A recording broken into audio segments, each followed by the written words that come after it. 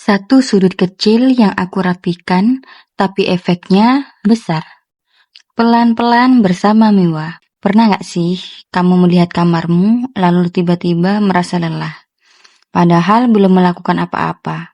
Miwa pernah, bukan karena kamarnya sangat berantakan, bukan juga karena terlalu banyak barang, tapi karena rasanya semuanya seperti menumpuk tanpa arah.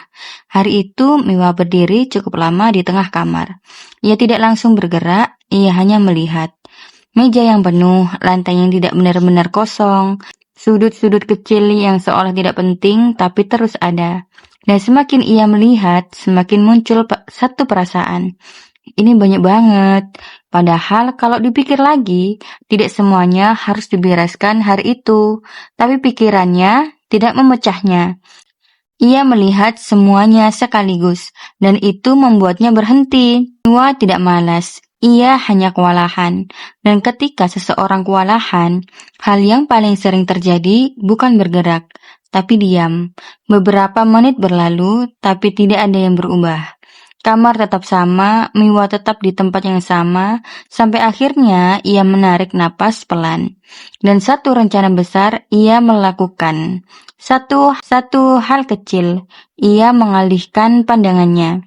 Bukan ke seluruh kamar, tapi ke satu sudut kecil. Sudut itu hampir tidak pernah ia perhatikan.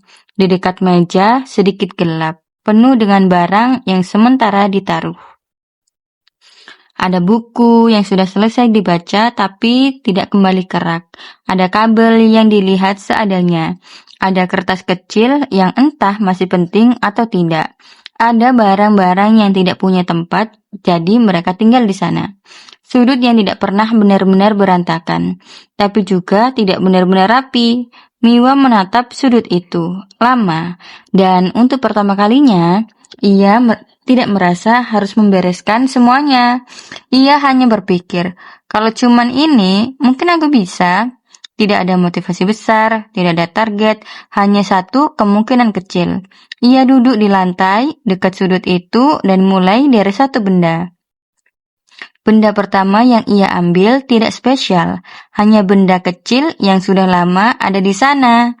Ia memegangnya, melihatnya, dan bertanya pelan, "Ini sebenarnya harus di mana?"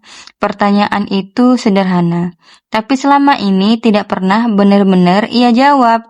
Biasanya ia akan berpikir, taruh dulu sini aja, besok aja diberesin, atau nanti sekalian. Dan nanti itu tidak pernah datang. Tapi kali ini ia tidak menghindar. Ia diam sebentar, berpikir, dan akhirnya memutuskan. Barang itu pindah ke tempat yang seharusnya. Tidak ada perubahan besar, tidak ada rasa bangga yang berlebihan, tapi ada satu hal kecil yang terasa. Selesai. Dan rasa selesai itu lebih ringan dari yang ia kira. Miwa mengambil benda berikutnya. Masih pelan, masih tanpa buru-buru. Beberapa benda mudah, langsung tahu tempatnya, langsung selesai. Ada juga yang membuatnya berhenti lebih lama. Barang yang tidak jelas milik kategori apa. Barang yang selama ini hanya ikut ada. Di titik itu, Miwa biasanya menyerah karena lebih mudah menunda daripada memutuskan. Tapi kali ini ia mencoba bertahan sedikit lebih lama. Ia melihat benda itu dan bertanya lagi, "Kalau aku tidak tahu harus menaruh benda ini di mana, apa artinya aku tidak benar-benar membutuhkannya?" Pertanyaan itu membuatnya diam.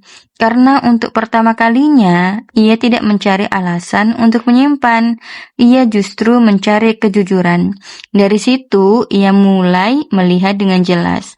Tidak semua yang ada perlu tetap ada. Miwa tidak langsung membuang semuanya. Ia hanya mulai membedakan. Yang benar-benar dipakai, yang ragu, yang tidak. Tanpa aturan rumit, tanpa standar tinggi, hanya keputusan kecil yang jujur. Waktu berjalan pelan. Tanpa ia sadari, sudut itu mulai berubah. Tidak drastis, tidak langsung kosong, tapi lebih jelas, lebih ringan. Dan paling terasa, lebih tenang. Miwa berhenti sejenak, melihat sudut itu lagi. Masih sudut yang sama, masih tempat yang sama, tapi rasanya berbeda. Dan untuk pertama kalinya, ia merasa ini cukup. Ia tidak lanjut ke seluruh kamar. Ia tidak mencari sudut lain. Ia berhenti, dan itu juga hal baru. Hanya ia akan merasa belum cukup, belum banyak, belum maksimal. Tapi kali ini ia memilih untuk puas dengan sedikit. Dan ternyata itu tidak buruk. Hari berikutnya, Miwa tidak langsung melanjutkan. Ia hanya membuka kamar, melihat sudut itu, dan tanpa sadar, ia tersenyum kecil. Ada rasa lega, rasa ringan, rasa selesai. Dan dari satu sudut kecil, dan dari rasa itu, muncul satu hal yang tidak ia paksa. Keinginan untuk lanjut. Bukan karena harus, bukan karena target, tapi karena ia ingin merasakan lagi rasa ringan itu. Hari itu, ia memilih sudut lain, masih kecil, masih sederhana, dan ia mengulang hal yang sama. Satu benda, satu keputusan. Pelan, tanpa terburu-buru. Hari demi hari, sudut-sudut kecil itu mulai berubah. Tidak selalu setiap hari, kadang ia lelah, kadang ia lupa, dan itu tidak apa-apa. Karena yang berubah bukan kecepatan, tapi konsistensi kecil. Miwa mulai menyadari sesuatu yang penting. Selama ini, ia tidak gagal karena tidak mampu. Ia hanya terlalu sering mencoba melakukan semuanya sekaligus. Dan ketika semuanya terasa besar, ia tidak mulai.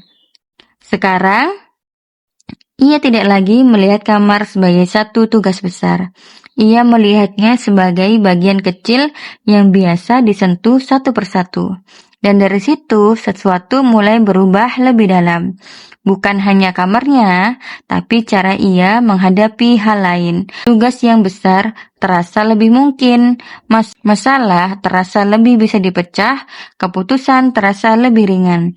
Karena ia belajar dari satu hal sederhana, mulai dari kecil, itu cukup. Miwa juga mulai melihat bahwa rasa lega itu tidak datang dari hasil akhir, tapi dari setiap keputusan kecil yang selesai.